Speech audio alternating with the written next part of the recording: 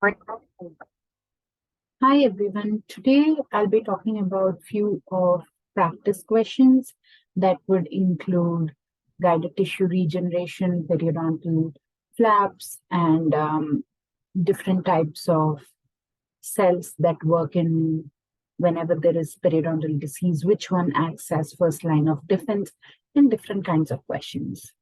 So let's get started.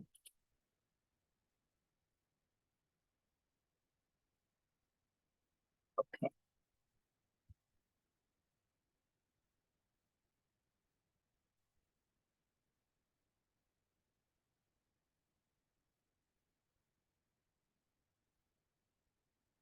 Okay. So there was a question that is the primary purpose of placing a barrier membrane during a guided tissue regeneration procedure is to prevent what? So let me write down the question.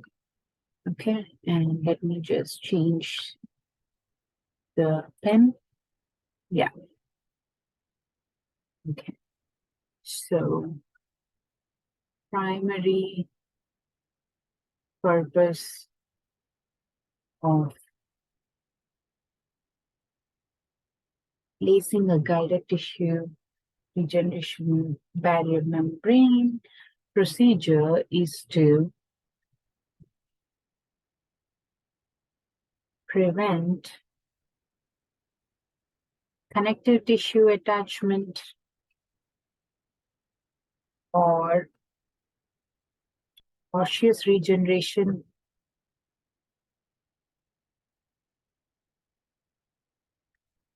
or long junctional epithelium formation.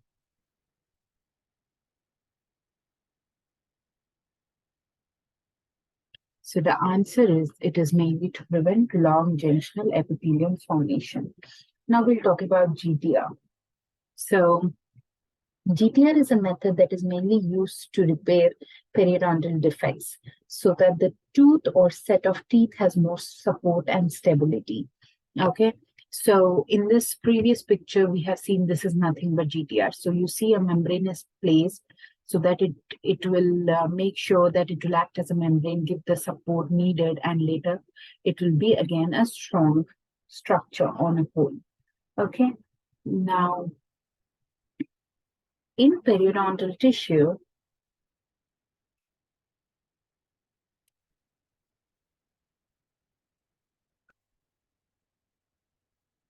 hard and soft tissues supporting teeth will break down in case of a disease. Okay, and that will lead to gaps between teeth and bone. So there'll be gaps between teeth and bone. Now, these defects are treated with a bone graft. Okay, this is where the material is placed. This is where the barrier membrane, this is where the barrier membrane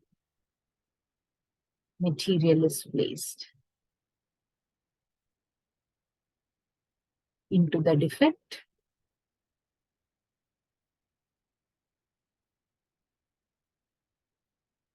To promote new bone growth.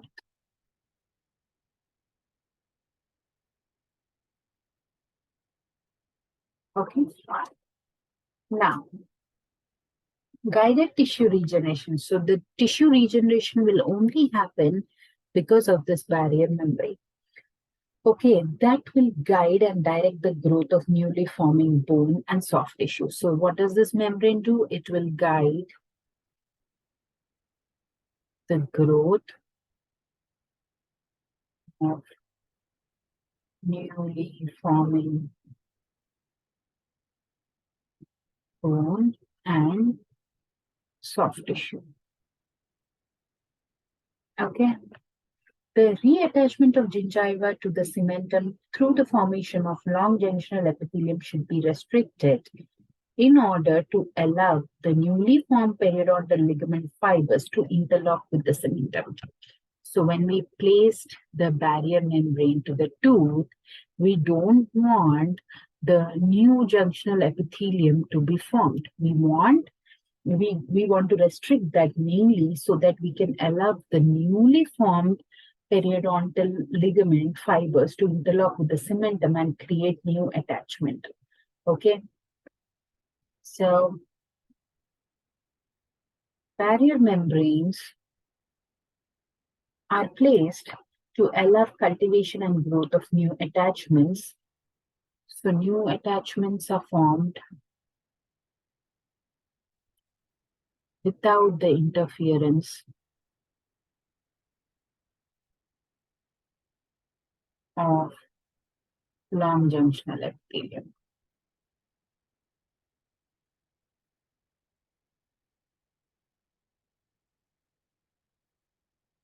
Okay. Now, barrier membranes also stop the possible migration of epithelial cell towards newly formed cementum layer, thus preventing formation of long junctional epithelium. What does it also do is it stops possible migration of epithelial cell towards the newly formed cementum layer.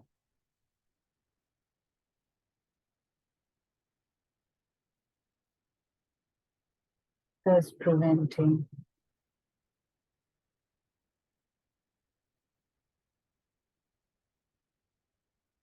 formation of long junctional epithelium.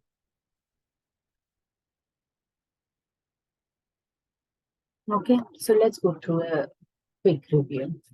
So barrier membrane is placed in the guided tissue regeneration because, as the term suggests, it is guiding the tissue regeneration.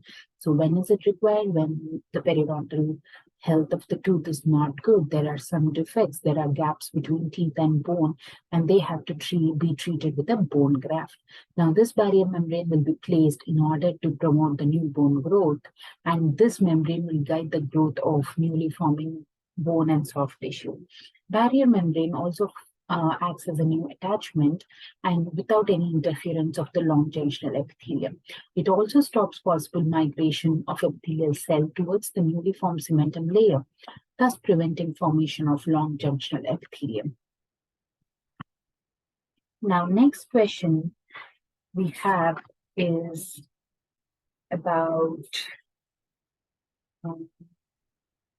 the procedures involved in initial treatment of periodontal disease include all of the following except one. What is the exception? So let me write it down. So initial treatment of periodontal disease include all about one. Which one is it? A is root planing. B is extraction of hopeless tooth. And surgical pocket reduction. The answer is surgical pocket reduction. So initial periodontal therapy, mainly, what do we do? The main focus is on preventing and removing the cause of the disease. So initial planning, what does it include? Prevention and removal of disease, right? Now, it reduces the risk of progression of periodontal disease by removing the predisposing factors, risk factors, and causative agent. Now, surgical pocket reduction is not included in the initial treatment because it's a treatment performed to address deep pockets as a part of corrective phase of periodontal treatment. So it doesn't come in the initial phase, it comes under the corrective phase. And this is performed mainly to address deep pockets. Okay.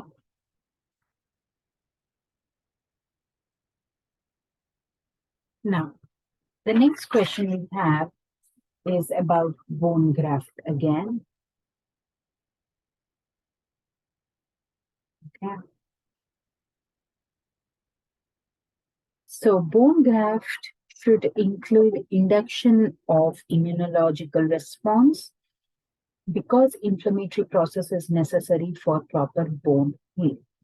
Now, what are they talking about bone graft is it should include immunological response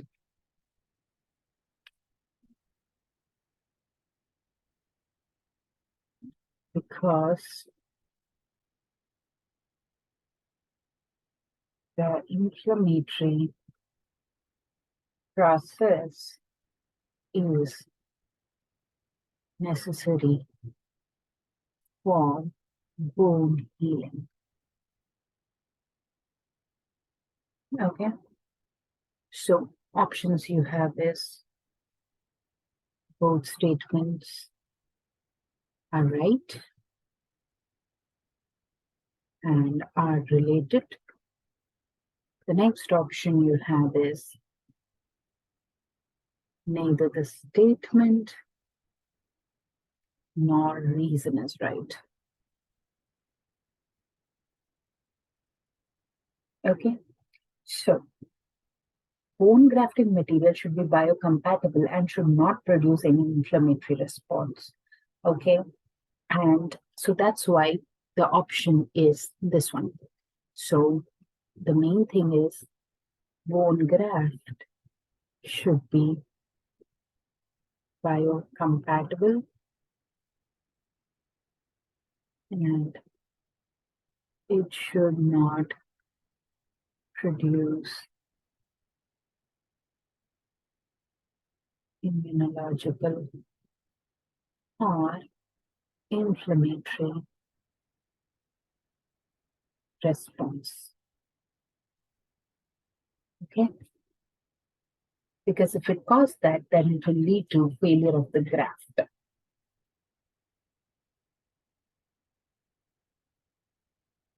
Let me change the pen color. Okay. Now, which one? So now we are talking about whenever there is a bacterial infection, which cells are considered as first line of defense. So during a bacterial infection,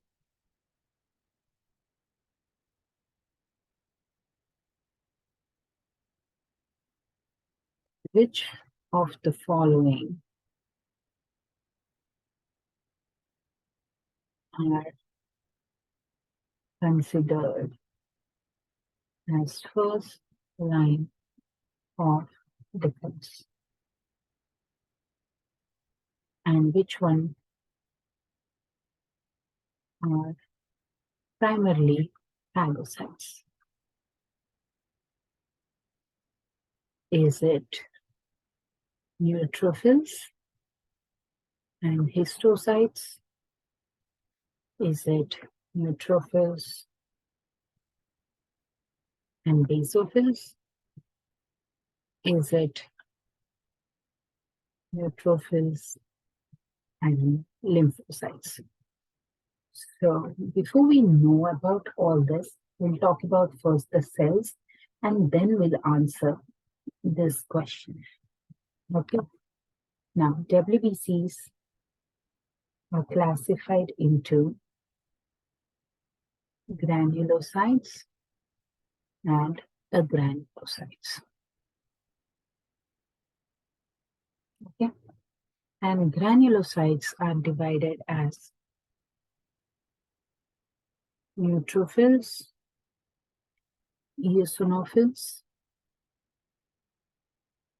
and basophils.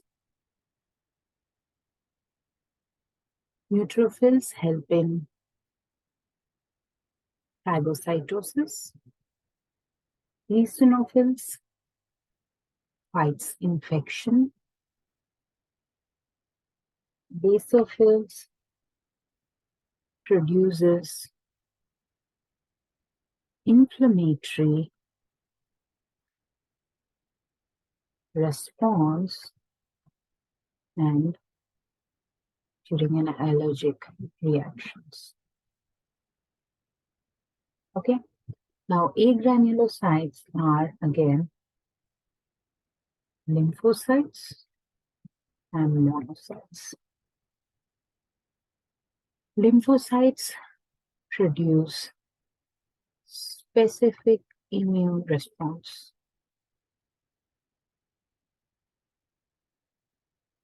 Okay. Now, lymphocytes are again B lymphocytes, T lymphocytes. Okay. Now, talking about each one.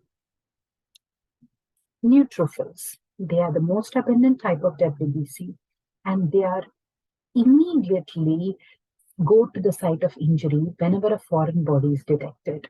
So what will happen whenever a foreign body tries to enter? So if this is a toxin trying to enter a neutrophil, what does it do? It will phagocyte us. So it is the first line of defense cell that goes. Okay. Next we have eosinophils. What does eosinophils do? They are larger in size than neutrophils, and they increase whenever there is an allergic reaction. So during an allergic reaction, they increase in number. Okay, now about basophils. They are smaller portion. These are larger than neutrophils. And basophils are small portion of WBC.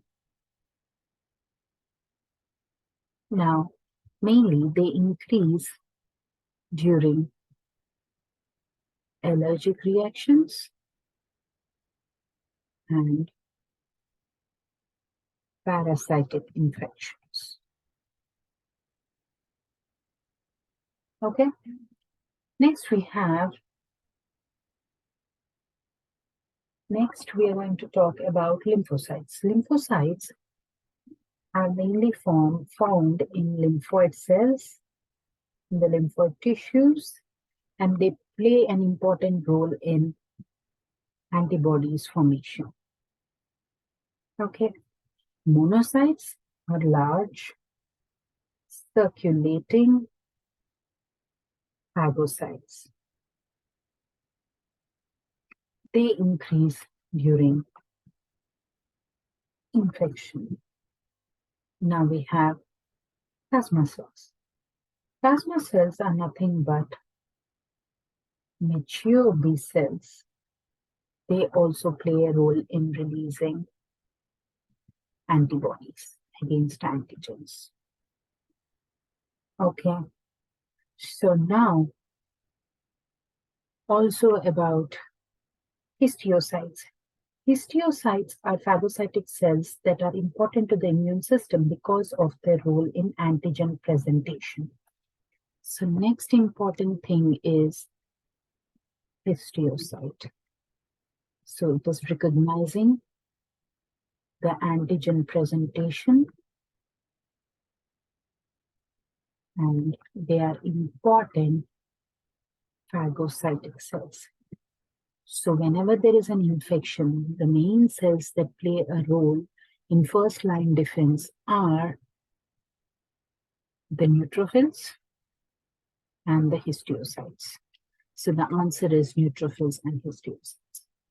Okay. So next I'll try to do one more question. Now, the most common systemic reaction due to acute bacterial inflammation. So whenever there is, one second.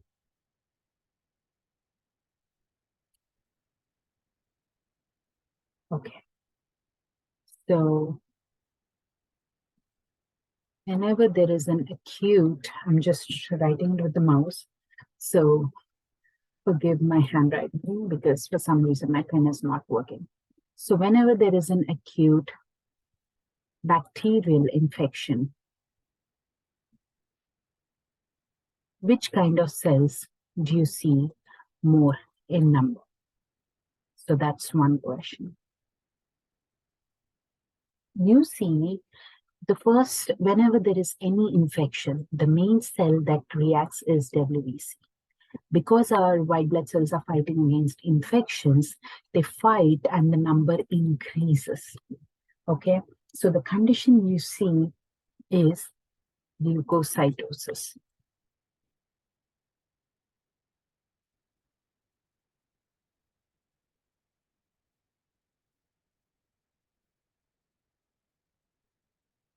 So that's it for today. We spoke about bacterial infection. We have WBC's more in number, and which cells mainly act as first line of defense, neutrophils and histiocytes. In eosinophils, basophils during the allergic reaction, lymphocytes mainly for antibody presentations, monocytes also are phagocytes which work against infection. Then we talked about which one is the initial phase and corrective phase. We cannot include surgical pocket reduction in the initial phase of the periodontal disease, initial treatment phase, because it falls under corrective phase, because it will mainly address the deep pockets and correct it. Now about GTR guided tissue regeneration occurs because of the barrier membrane. Whenever there are gaps, this barrier membrane is placed to promote new bone growth, and it will restrict the interference of long-junctional epithelium. So that's it for today. And if you have any questions, you can leave it in the comments below. Thank you.